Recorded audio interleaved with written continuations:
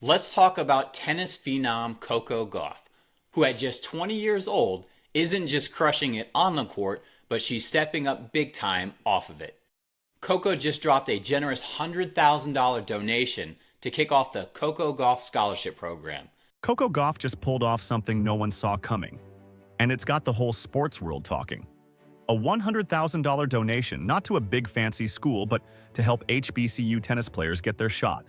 No drama, no press stunt, just straight impact. Do you think more athletes should be doing this instead of chasing brand deals? So yeah, this story caught everyone off guard, not because Coco Gauff donated money, but because of how she did it. Quietly. No press tour, no look at me moment, just pure action.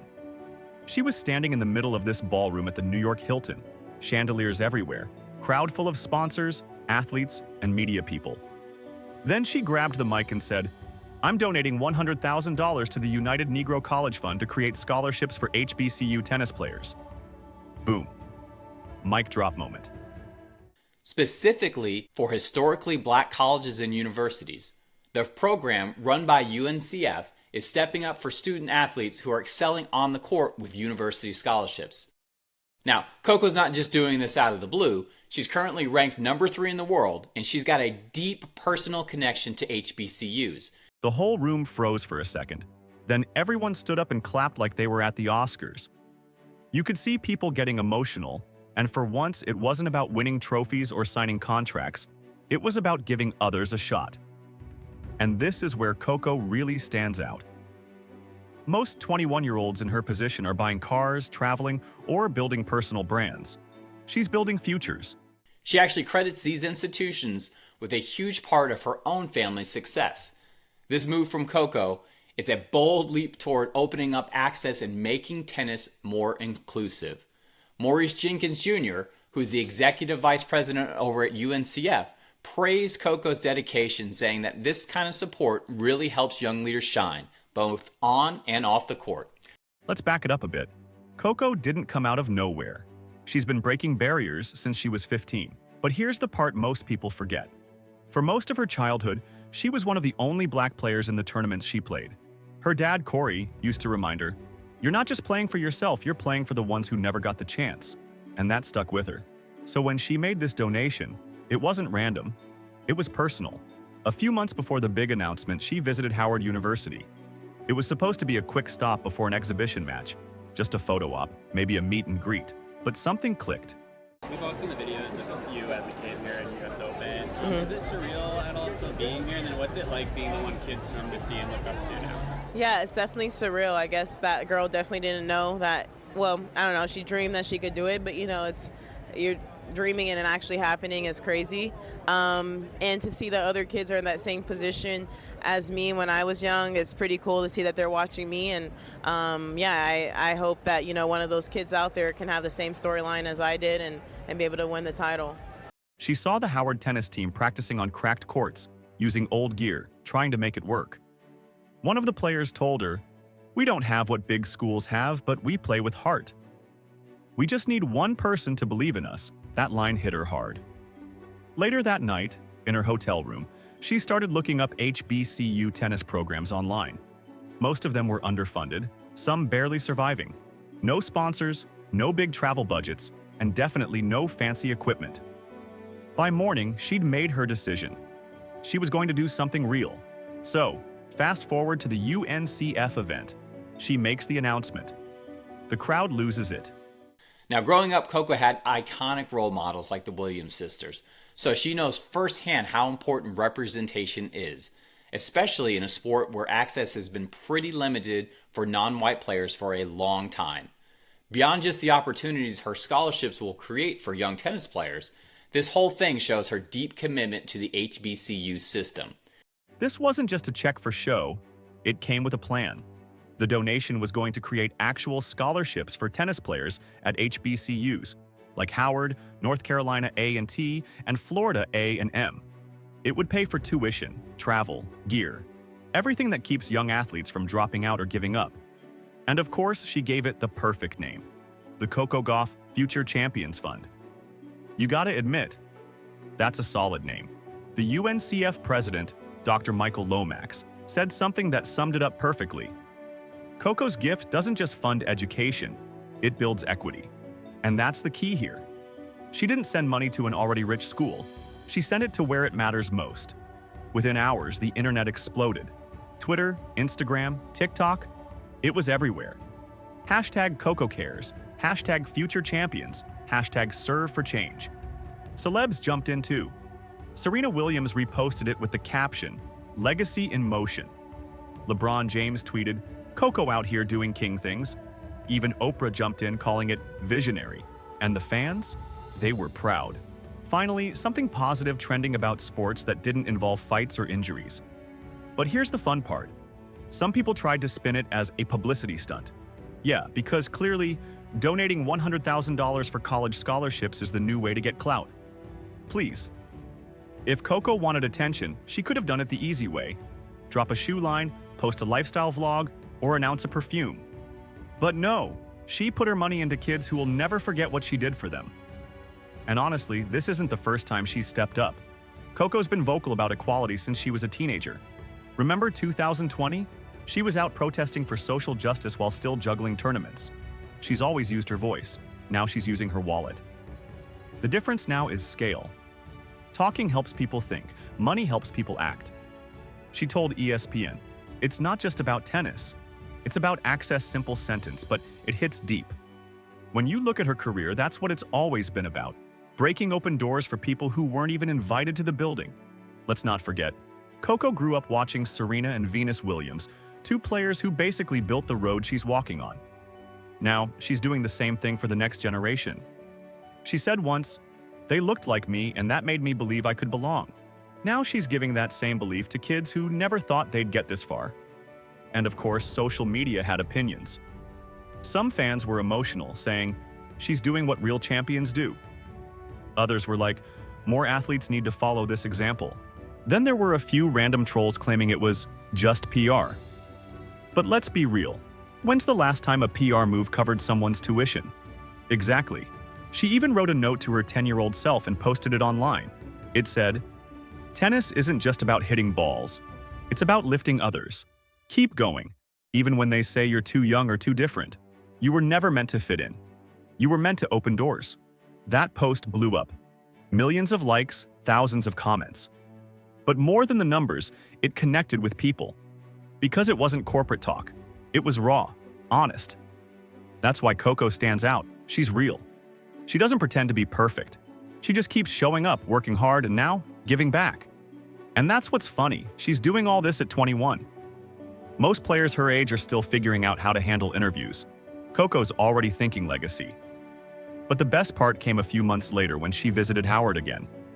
The courts were resurfaced, fresh paint, new nets, and a bronze plaque that read, "The Coco Gauff Future Champions Court, where dreams begin." She didn't show up for cameras or press. She just walked in quietly and started hitting balls with the students. No speeches, no drama, just pure joy.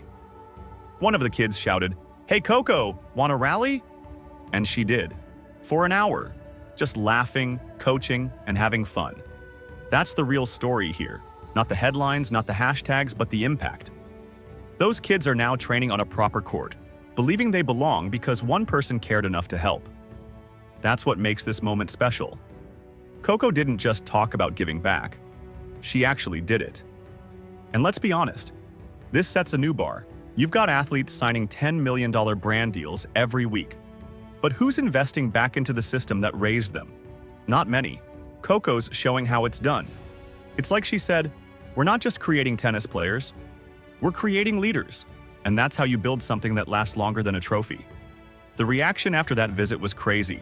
Sports media couldn't stop talking about it. ESPN, Bleacher Report, SportsCenter. Everyone had a piece about Coco's donation. And not in the usual look who donated way, but like they actually understood what she was doing. Because this wasn't just a random check. It was a message. She basically said, if you want to change the game, you've got to start where it's broken. That's what made it powerful. See, HBCU tennis programs have been ignored for years. Schools like Howard, North Carolina A&T, and Florida A&M have talent, but not the resources. Some of their players train on cracked courts with borrowed rackets. Meanwhile, big schools have million-dollar facilities and sponsors throwing money at them. So, what Coco did hit deep. She didn't just fix a problem, she exposed it. Now suddenly, companies that never cared about HBCU tennis are calling.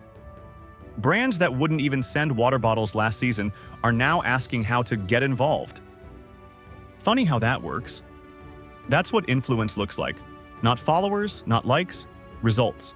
And honestly, this whole thing made a lot of other athletes look bad, because it showed how few actually give back in ways that matter. Everyone loves to talk about inspiring the next generation, but Coco actually put cash behind her words. You know what else? She didn't just throw the money at one school, she built a system. The UNCF made it clear that the Coco Gauff Future Champions Fund isn't just scholarships. It's going to fund facilities, travel costs, and equipment for multiple HBCUs. That's a full rebuild, not a one-time photo op. When Dr. Michael Lomax called it transformative, he wasn't exaggerating. Because this kind of move creates ripple effects. You give a few athletes a shot, they go on to become coaches, leaders, maybe even pros, and then they do the same for others. That's how change starts. And Coco gets that. She told reporters, history matters, community matters. There are players out there who could be the next me. They just need a chance. That's a bar right there, but let's not act like everyone took it well. Some people on social media started whining, saying things like, why not donate to something bigger than tennis? Bro, you realize how many kids go to college through sports scholarships, right? That's literally how opportunity works.